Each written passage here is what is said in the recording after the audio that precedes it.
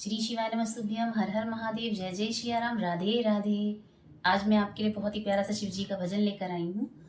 जब भोले बाबा नहीं मिलते हैं तो क्या करना होता है, जब वो मिल जाते हैं तो क्या होता है। तो शुरू से लेकर के अंत तक ज़रूर सुने और कमेंट बॉक्स में ज़रूर बताएं आपको मेरा भजन कैसा लगा।